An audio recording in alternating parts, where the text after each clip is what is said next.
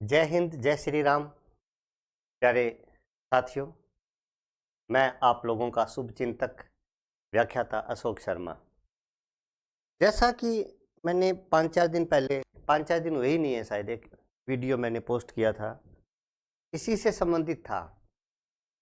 और जो उसमें ये बताया गया था कि क्या अब एक ही परीक्षा होगी, first grade, second grade, third grade की एक परीक्षा होगी, ऐसा एक न्यूज़ वायरल हो रही थी। और मैंने अनुमान लगाया था कि फर्स्ट ग्रेड और सेकंड ग्रेड ये तो ठीक पिछले पैटर्न पर ही होगी, लेकिन रीट का जो पेपर है वो पेपर एक होगा, ऐसा हमने अनुमान लगाया। और वो अनुमान साथियों अब सही होता हुआ नज़र आ रहा है। जैसा कि ये न्यूज़ है, पहले आप लोग इस न्यूज़ को ध्यान से पढ़िए। 5 मिनट का ये आप लोगों को टाइम लगेगा, इसमें बढ़िया बात है। देखो, मंत्री दिलावर ने रखा तृतीय श्रेणी शिक्षक भर्ती की एक ही परीक्षा कराने का प्रस्ताव। मैंने क्या कहा था पहले कि फर्स्ट और सेकंड ग्रेड में परिवर्तन करना आसान काम नहीं है, थर्ड ग्रेड में परिवर्तन हो सकता है। तो एक्चुअली में क्या होता है मैं बताऊं आपको। जो पिछली सरकार थी, पहले बीजेपी, इस सरकार, अभी बीजेपी है वर्तमान में, इससे पहले कांग्रेस थी, इससे पहले बीजेपी थी।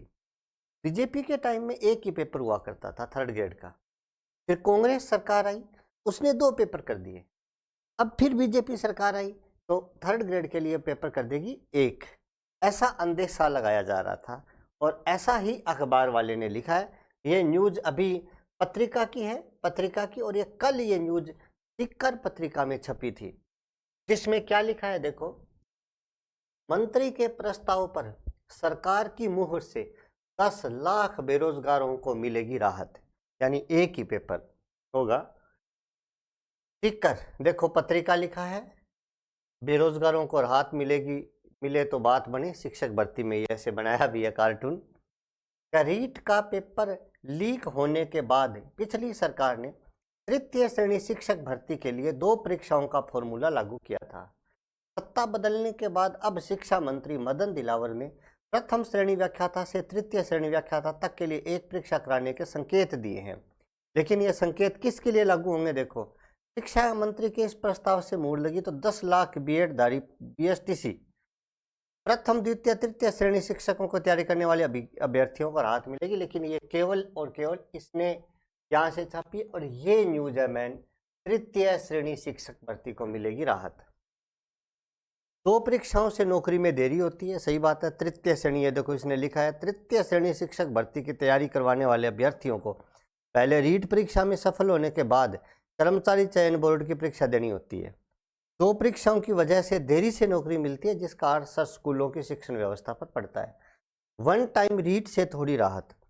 पिछली सरकार के समय में तृतीय श्रेणी शिक्षक भर्ती की तैयारी करने वाले अभ्यर्थियों को वन टाइम रीट पास करने के जरिए थोड़ी राहत दी गई।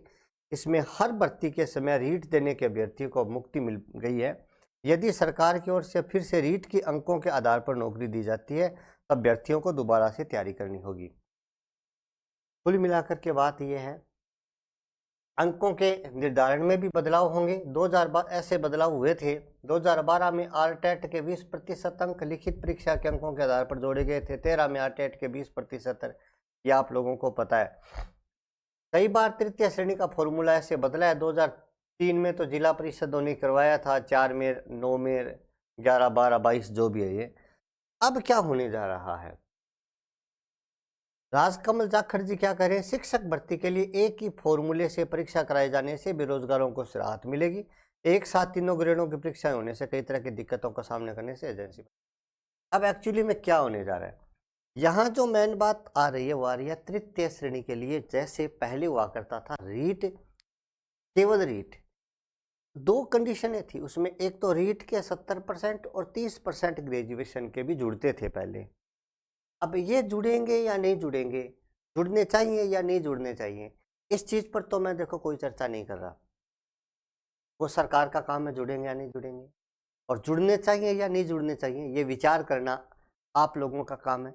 मेरा काम है आप लोगों तक सही न्यूज़ पहुंचाने का प्रयास करना। सही न्यूज़ यही है कि आप लोग अब तैयारी कीजिए। इसने लिखा है कि अब रीट जो कर चुके हैं उनको दोबारा तैयारी करनी होगी। यदि सरकार की ओर से अब फिर से रीट के अंकों के आधार पर नौकरी दी जाती है तो अभ्यर्थियों को दोबारा से तैयारी करनी होगी, क्योंकि पहले हो सकता है रीट में हमारे नंबर कम आए हों और अब उनमें ग्रोथ करनी हो। सिलेबस क्या होगा, किस प्रकार का सिलेबस होगा, इस पर अभी विचार करना मुश्किल काम होगा, लेकिन ये तय बात है कि परीक्षा थर्ड ग्रेड के लिए एक होगी 99%। समझ रहे आप लोग मेरी बात? तो थर्ड ग्रेड की तैयारी करने वाले स्टूडेंट्स को अब रीट की तैयारी करनी चाहिए।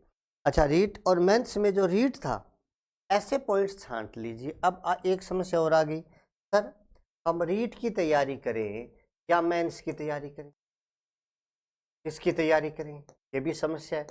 तो मैं तो ये कहता हूँ इन दोनों में जो कॉमन है, कॉमन पॉइंट्स उनको छांट लो।